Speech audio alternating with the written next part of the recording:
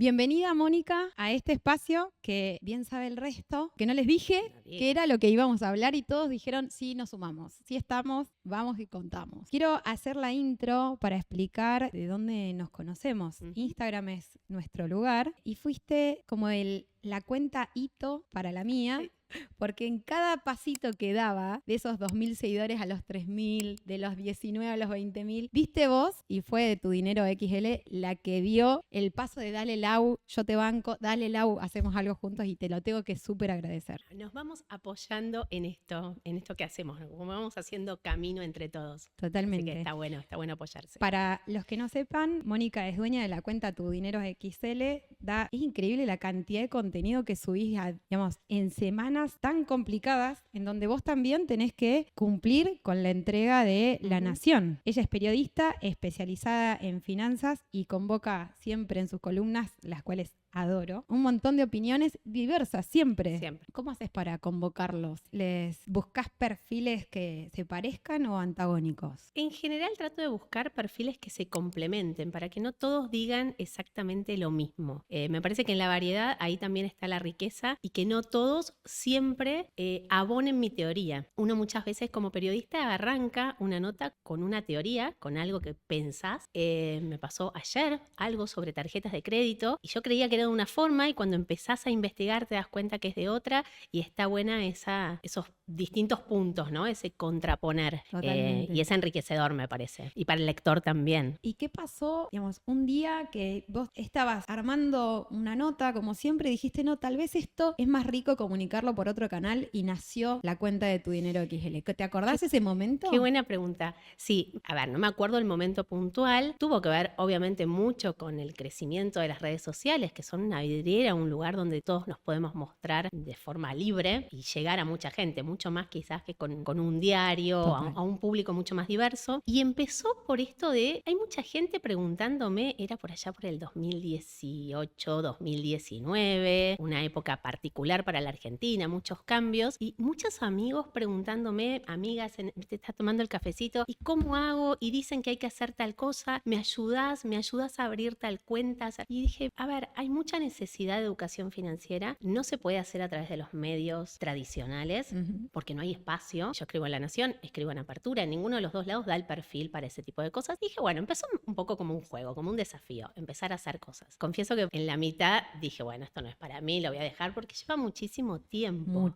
Lleva mucho tiempo generar contenido. Entonces dije, bueno, no, basta. Esto hasta acá llegamos. Y vino la pandemia. Y la pandemia hizo que todos nos focalicemos mucho más en las redes sociales, porque teníamos más tiempo. Y la educación financiera, yo creo que a partir de ese momento cobró mucha más relevancia. Se dieron muchas cosas en ese momento que abonaron el camino hacia la educación financiera. Así que a partir de ahí, Tu Dinero XL como que se reafirmó como una cuenta dedicada exclusivamente a la educación financiera, porque mi rol como periodista no es el mismo que el rol de los asesores. Entonces, bueno, vino por ese lado. Y tanto de qué hablar, porque en ese momento tenías cripto en boca de todos, una inflación incipiente, la pandemia, y darnos cuenta todos que estábamos medio sin sustento para repensar nuestras finanzas. Sí, con mucha necesidad. Ahí ya la gente empezaba a sentir la necesidad de cobertura. Digo, la gente somos todos, ¿no? Sí. Es como cuando decimos el mercado. Y muchas veces nos dicen, ¿qué es el mercado? Somos todos el mercado. Y la gente también somos todos. Y cada uno desde su lugar una necesidad de cobertura diferente. Entonces había mucho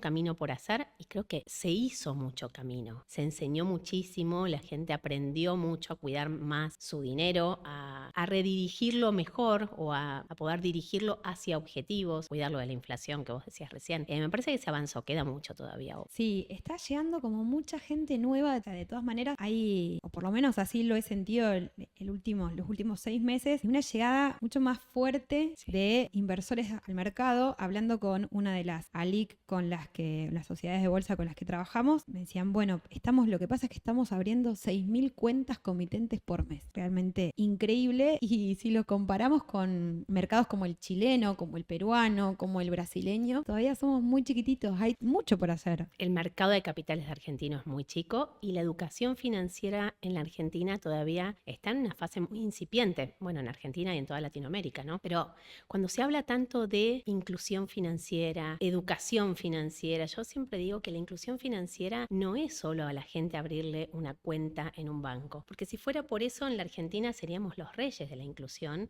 porque tenemos muchas cuentas bancarias abiertas, mucha cantidad, un poco por toda la cantidad de planes que se pagan a través de cuentas bancarias, y sin embargo eso no da ni igualdad financiera, ni igualdad de oportunidades, ni permite el crecimiento que la educación financiera permite, tanto para las personas como para las economías en general. Entonces ahí nos falta todavía un montón, creo. Sí, como una vuelta de tuerca respecto de, esto de que muchas veces la educación financiera es aprender sobre instrumentos, tarjetas, y es mucho más que eso, es una gestión bastante activa y pensar nuestro patrimonio de largo plazo. Totalmente. En ese sentido, el rol de comunicadora, ¿qué te parece que aporta a este conocimiento compartido? Tanto de tu rol como periodista como creadora de contenido. ¿Qué te parece que le vas dejando a esa audiencia? ¿Qué esperas que encuentre en tu...? A mí me parece que en mi caso en particular, y hay otras cuentas que también tienen detrás a periodistas, lo que aportan y lo que la gente lee en nuestras cuentas, pero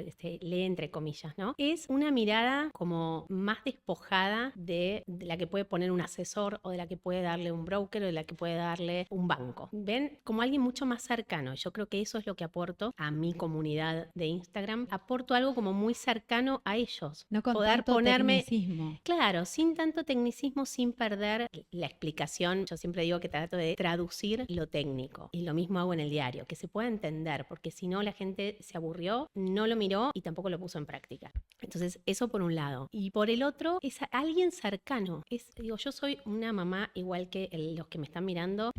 Soy una mujer que trabaja, que me parto el día en 800 pedacitos, que tengo un marido que corro de un lado para el otro y que además de todo eso, que corro para llegar a fin de mes como corremos todos en la Argentina, soy lo mismo, y además de todo eso aprendí o tengo más idea que el resto sobre inversiones. Entonces lo puedo transmitir poniéndome en los pies del otro. Claro. Me parece que esa es la gran diferencia. De alguna manera es correr el velo de no hay instrumentos que estén bien, instrumentos que estén mal. Cada uno evalúa qué es lo que más le sirve, más allá de que desde lo técnico vos puedas decir tal instrumento es mejor, otro instrumento no es tan bueno, pero pensemos que la inversión, el generar patrimonio a largo plazo, va mucho más allá del mercado de capitales. Totalmente. Hay un montón de herramientas y un montón de inversiones, y eso es lo que yo busco poder volcar a mi cuenta. La diversidad desde una mirada de un ciudadano de a pie común, que tengo sí la oportunidad de tener más conocimiento que otros sin ser un técnico, porque yo no soy economista. Claro, y buscar el complemento, o sea, buscar los instrumentos que sean complementarios para el objetivo que tenga la persona. En cuanto a finanzas personales, si vos tenés que decir, bueno, a mí me gustaría, mis amigas, poder transmitirles estas 3 ideas que me parece que son fundamentales, que tienen que tener o que tengo que pensar en lo cotidiano. Digo, sí. Recibí mi sueldo, vos lo pensás del lado del fondo de emergencia, tener separado lo que va a ser para la universidad de los chicos. ¿Tenés esa mirada sobre el...? Yo soy muy de la organización. Entonces, mi mirada y lo que yo les transmito a mis amigas, a mi familia, incluso a mis hijos que ya son adolescentes, es primero organizar. Para mí, las finanzas personales empiezan por lo básico, obviamente, lo que hablamos todos, tener un presupuesto, saber la ruta de ese... Suena feo la ruta del dinero, en la Argentina suena feo. Entonces yo le digo el GPS, ponerle un GPS al dinero, ingresa tanto, en qué se está yendo, la única forma de saberlo es registrarlo, pero va más allá del presupuesto, de registrar cuánto gasté en el súper, cuánto en el helado, cuánto en el gasto hormiga. Para mí lo clave es tener objetivos. Si vos no tenés objetivos claros, objetivos chiquitos que se puedan cumplir rápido y te entusiasmen, objetivos de mediano plazo y objetivos grandes, objetivos muy importantes como puede ser el retiro. Si vos no tenés objetivos, te desvías, porque no estás luchando por nada. Cuando no luchas por nada, rápidamente hay algo que te entretiene más o que te desvía la mirada o que te desvía el dinero. Sí. Entonces, me parece que tener objetivos claros ayuda a comprometerse en la pastillita número 1 que necesita cualquier planificación financiera, que es el ahorro. Y no mirar el ahorro, que eso también yo lo hablo mucho en capacitaciones individuales o en charlas, no mirar el ahorro como cosa, quizás suene feo, pero como cosa de pobre. Tengo que ahorrar porque no me alcanza. Desde la carencia, exactamente. La gente más rica ahorra, vive por debajo de sus posibilidades. Entonces, a mí me gusta insistir mucho en esto. Qué importante. Ese concepto es fundamental. No vivo por debajo de mis posibilidades porque soy un amarrete, ni vivo por debajo de o vivo más chiquito de lo que podría porque no me alcanza. Vivo por debajo de mis posibilidades porque elijo pasar esa satisfacción para un poco más adelante. Postergar. Para un viaje. Digo, lo que los libros dicen, total. la definición de ahorro. Pero en vez de hacerlo con una definición de libro, verlo en la realidad. Y tengo amigas que eran todos tenemos estas amigas. Sí. Todos tenemos estas amigas. Pobres, no las vamos a matar. No, amigas. pero cuando escuchen esta entrevista en algún lado se van a sentir identificadas a las que estoy nombrando. Era permanentemente el consumo. La cartera de moda era una y otra. Y yo digo, ¿para qué querés otra más? Y no llegas a usarla. Entonces, y bueno, sí, pero me encantaría ir a Disney. Pero no llego. Bueno, le digo, a ver, para probar. Empezá a hacer este plan. Y lo logró, obviamente. Claro. Y lo logró en mucho menos tiempo del que hubiera pensado. Entonces, me parece muy importante esto para no tirarlo. Primero, organizarse. Segundo, tener un objetivo por el cual luchar, comprometerse y ahorrar. Vivir con un poco menos todos los meses cuando tenés la posibilidad de ahorro, porque también hay que ser realista en la Argentina. Sí. Quien ya recortó por todos lados, no le sigamos hablando de que tiene que ahorrar el 5, el 10, el 20% de su ingreso. Estamos hablando de un país que se va a normalizar en algún momento y que volveremos a tener capacidad de ahorro. Cuando tenemos capacidad de ahorro, está en nosotros decidir si lo ahorramos o si lo gastamos en una satisfacción inmediata, en un delivery más, en una cartera más, cada uno sabe en qué. Sí. Pero ¿te acordás si en tu casa se hablaba de plata? ¿Sabés qué? Me lo preguntaron hace poco. En mi casa, yo crucé la barrerita de los 50, así que cuando yo era chica era época de hiperinflación. Así que sí, se hablaba, no tanto a lo mejor como se habla ahora, pero no eran de esas casas en las que no se hablaba de dinero o que el dinero era tabú. Y yo sí me acuerdo mucho, en mi casa la que manejaba las finanzas era mi mamá. Me acuerdo mucho el sobre de mi papá de cobrar el sueldo y dárselo y ella lo guardaba en una cajita y iba a ir. Y mi mamá hoy tendría un Excel maravilloso, no existía en esa época obviamente, pero tenía cuadernos en los que anotaba absolutamente todo, pero todo, no faltaba pero ni el cuarto de pan. Entonces yo me crié un poco con eso de la organización financiera y en mi casa se ahorraba. Los dos hábitos súper sanos. Primero la organización y después el ahorro que deviene de eso. Igualmente sí hay mucha bibliografía disponible sobre hábitos de ahorro y qué porcentaje de sueldo, de ingreso uno debería destinar. Y la verdad es que a mí lo que me pasa con eso es que siento que hay como ciertas recetas que se presentan como mágicas o como que deberían ser de determinada manera. Y si yo no logro ese objetivo de ahorrar el 20, Total. me siento tan frustrada. Exacto. Y digo, bueno, no, esto no es para mí. O sea, no lo logro, no puedo anotar, llegar a mi casa y anotar cada cosita. Entonces hay que, creo yo, y en eso te quería preguntar, buscar las herramientas que a cada uno le viene bien para eso. Totalmente. Y simplificar.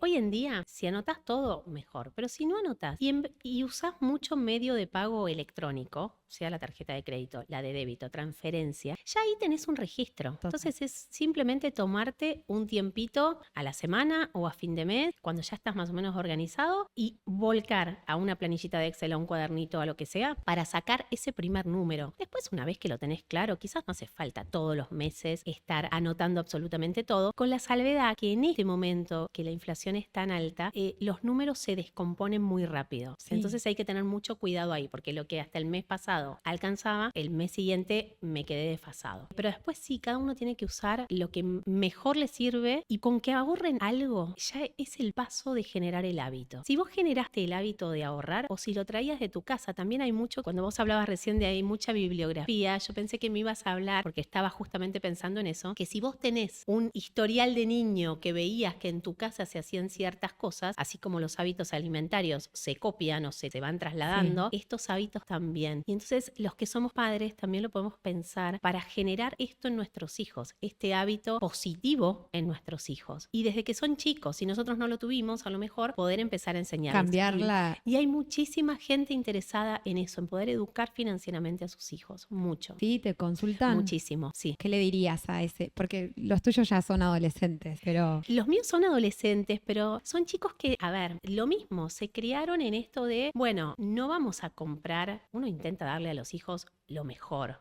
siempre.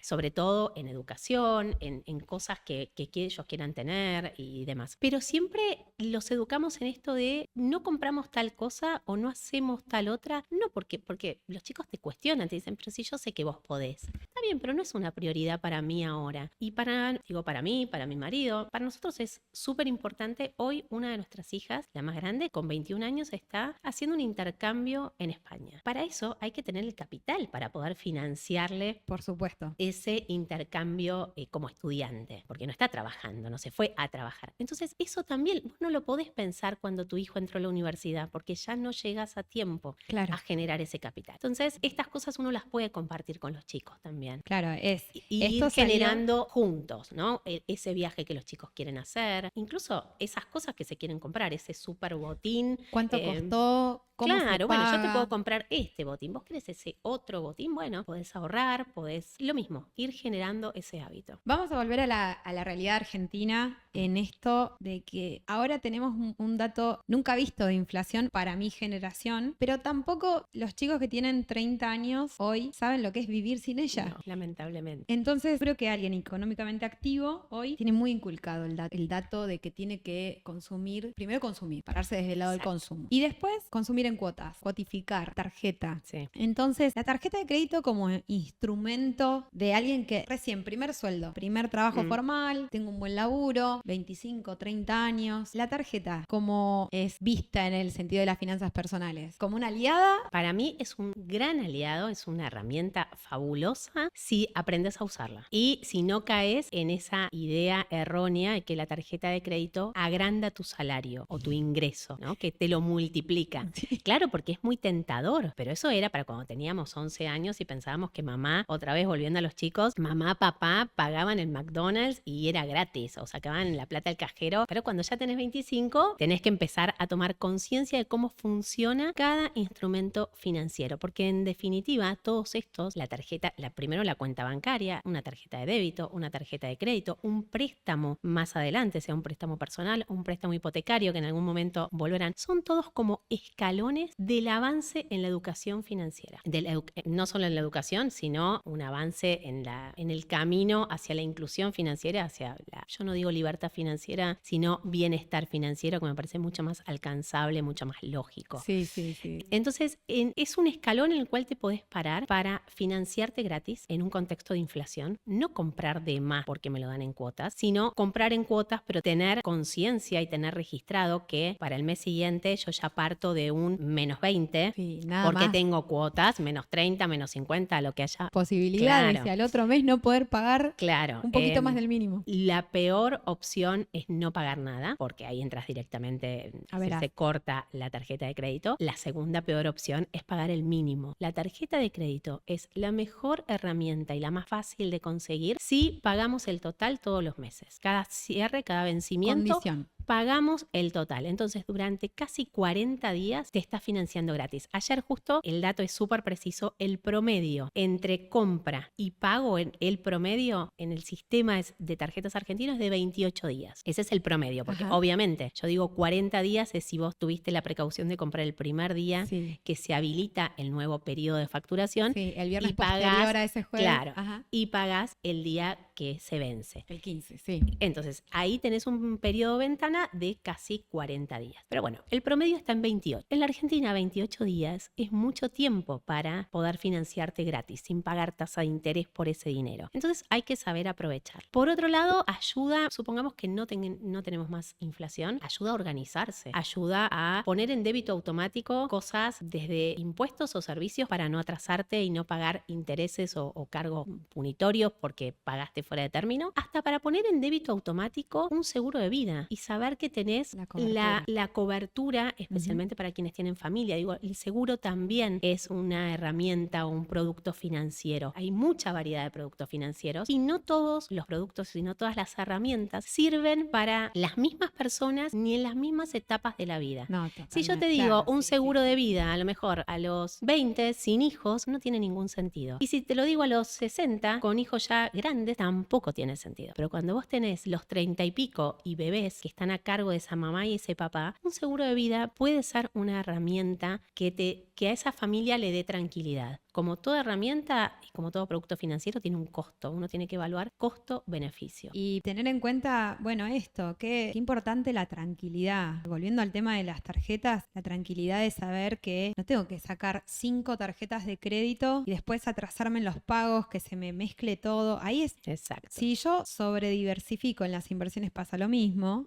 Totalmente. Y tengo que estar mirando. Tenemos 2 patas muy importantes, que es la de crédito y la de la inversión. Hablando sobre la parte de crédito, la sobrediversificación y tener mucho producto que no le pueda dar el seguimiento, también es un problemón. Hace que pierdas un poco el control, porque bueno, esta tarjeta se quedó sin límite y bueno, tengo la otra y después tengo la otra y cuando ya todas las bancarias se quedaron sin límite, tengo la del comercio y hay que saber que cada uno de esos productos financieros tienen diferentes características. Entonces no es lo mismo la tasa que vamos a pagar por financiarnos, a lo mejor con una tarjeta bancaria, que por una tarjeta de un comercio o de una plataforma de comercio electrónico. Si se toman el trabajo de mirar los costos financieros totales de cada uno de esos instrumentos, es bastante diferente. Entonces también tenemos que saber elegir con qué tarjeta nos vamos a financiar y no aceptar todo lo que nos ponen sobre la mesa. Claro, y en la diaria también buscar ese ratito, como vos dijiste, estamos corriendo todo el tiempo y atrás de un montón de cuestiones. Y esto también es parte de nuestro... Muchas veces se pierde el foco de, bueno, ¿para qué trabajo? Totalmente. Trabajo un montón, 8, 10, 12 horas por día y no le Totalmente. dedico el tiempo que necesito en la semana para investigar qué instrumentos son los que van a defender ese trabajo. El fruto de ese trabajo, el salario de ese trabajo. Si yo no me tomo 5 minutos para ver esto, qué costo financiero tiene este préstamo, lo tomo, no lo tomo, para qué lo quiero. Eso también es educación financiera, digamos. Exacto. Tomarse 5 minutos para ver de qué manera. ¿De qué manera defiendo el ingreso en la Argentina? Es básico. Es algo que ya no podés hacerlo o no. No es una alternativa.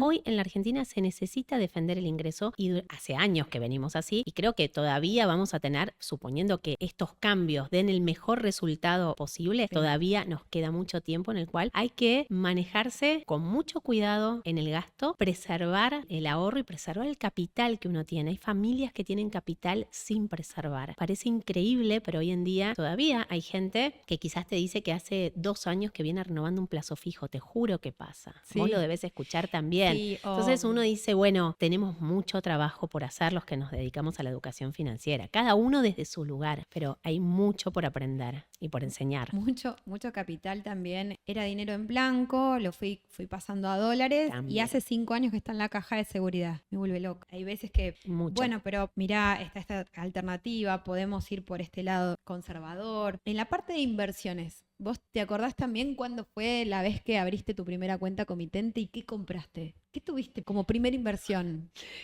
No copien estas ideas en casa, gente. Como dicen los magos. No copien esta idea porque empecé por el producto que no se debe empezar. Sí, me súper acuerdo cuál fue.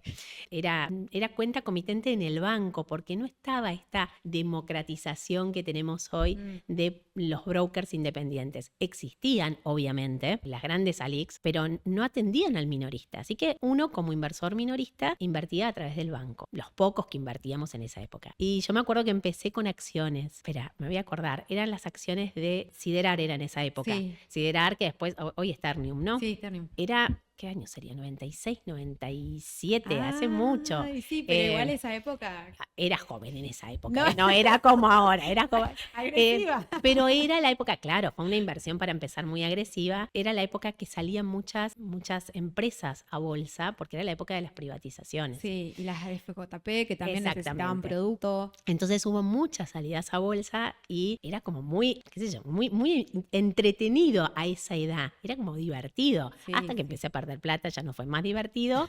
Y después con los años, yo ahí tenía mis 20 y tantos, con los años, uno en ese momento, ¿no? Que uno no tenía el acceso que hay hoy a la inversión. Claro, ¿dónde veías las cotizaciones? No. En el ámbito financiero el otro día. Parezco Matusalén. Bueno, yo trabajaba en diarios financieros, pero era la época que todavía se pasaban por teléfono las cotizaciones. Pero no hace, o sea, no. No, tanto, es que se avanzó mucho. Mucho en poco tiempo. Nosotros teníamos, había un periodista que estaba en la bolsa y llegaba a las 7 de la tarde con su maletín para pasar cotizaciones o para escribir el reporte de la bolsa. Eso fue un poco antes todavía. Y después se hacía el suplementito Salmón del Cronista, va y hacía también su suplemento. Ay, tienes razón. De las cotizaciones. Nosotros teníamos chicas, nada, esto no es para que lo pongan, teníamos chicas tipo Data Enter que cargaban las cotizaciones de los fondos comunes de inversión de todos los días. Todos los días, sí. Entonces, bueno, era otra época, no se accedía a los productos de inversión, mejor dicho que se accede hoy. No había posibilidad de diversificar en productos, en inversiones del exterior. El CDR Solo no existía. Claro, ¿qué tenías acceso ahí? ¿A fondos? Acciones, y bonos argentinos y fondos comunes de inversión. Listo. Sí. Para de contar. Entonces, bueno, ese inicio fue como muy osado. Pues uno con el tiempo se calma, se da cuenta que además cuesta mucho ganar el dinero para invertirlo sin saber qué riesgo estoy asumiendo, que eso es muy importante. A mí me gusta siempre decir que no hay inversiones que sean buenas o inversiones que sean malas. Hay inversiones que son para uno e inversiones que no. Y tiene mucho que ver con el perfil de riesgo y otra vez con lo que hablábamos antes, con los objetivos que tenga y con la edad que tenga, ¿no? Uno no puede ser igual de osado. Yo en mis 26 que yo en mis 50. Claro, hay una famosa receta que dice que uno tendría que tener en portafolio la cantidad de renta variable o de riesgo que le falta por vivir. O sea, si yo tengo 40 años, tendría que tener 40% de renta variable, de renta fija. Exacto. Y tu edad en renta fija. en renta fija. ¿Por qué? Porque tengo más tiempo para perder o no perder. Claro. O acomodar. Y para recuperarte de una caída. Todos los instrumentos de inversión tienen riesgo y todos fluctúan. Incluso la renta fija puede fallar. Sí.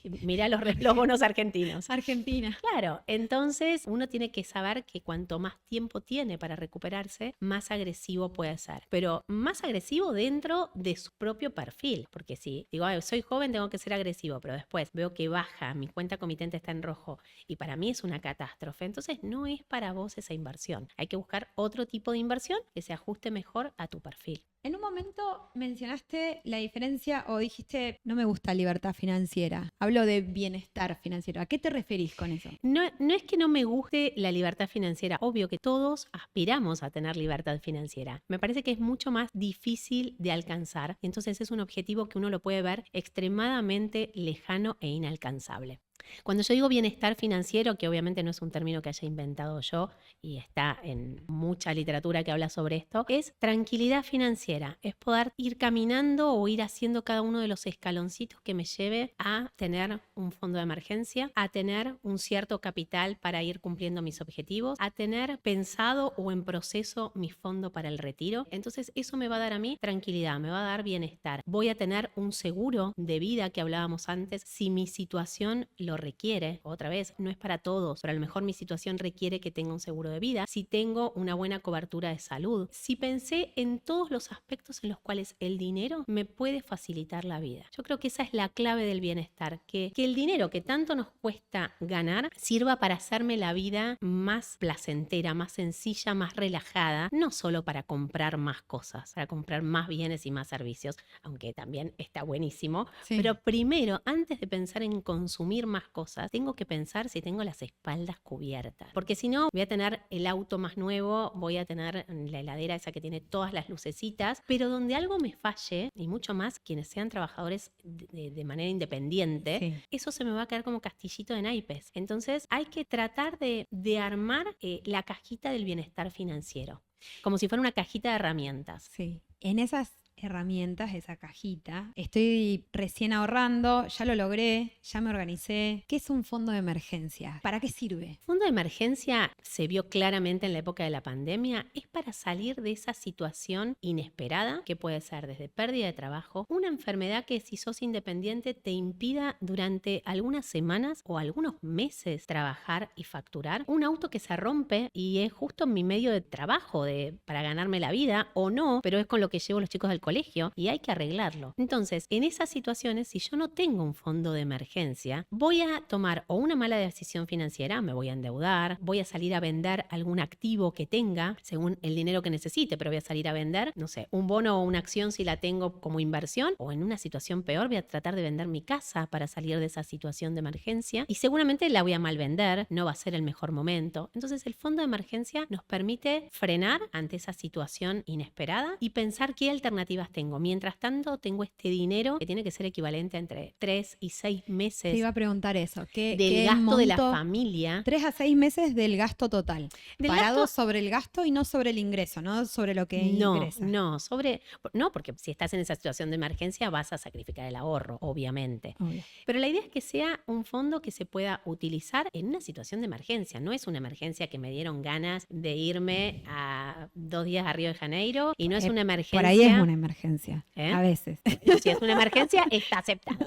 Si es una emergencia, se acepta. No es una emergencia, claro, no es una emergencia que pasé por una vidriera y una cartera me llamó. No, se entiende. Y entonces nos va a dar eso, nos va a dar tranquilidad para tomar decisiones más pensadas. Creo que todo esto que estuvimos charlando y la educación financiera desde el principio hasta el final, lo que hace es generar que la gente, cuanto más educación financiera tiene, pueda tomar decisiones más fundamentadas. Y todo en la vida, cuanto más fundamentado lo hacemos, menos chances tenemos de que salga mal. Es como una receta. Si vos pones los ingredientes al tuntún, es probable que la torta no leve nunca. Me encantó la analogía. Pero si vos seguís la recetita, es un poco más tedioso, pero a la larga da buenos resultados. Y digo, se los dice alguien que ya tiene sus años. No, sos una exagerada. Para los más jóvenes. No, sos una exagerada. Pero es un camino, digo, no es fácil. Siempre es más fácil consumir hoy, tener hoy, comprarme el auto más nuevo hoy, darme todos los gustos hoy. Porque otra cosa que se escucha mucho y es producto del cortoplacismo que nos trae la economía argentina es, y bueno, trabajo y me tengo que dar un gusto. Si no, ¿para qué trabajo? Sí. Claro, porque hay que darse gustos, porque vos decís, sí, bueno, los jóvenes pienso, no voy a llegar nunca a tener una casa, no voy a llegar nunca, entonces me doy estos gustos de corto plazo.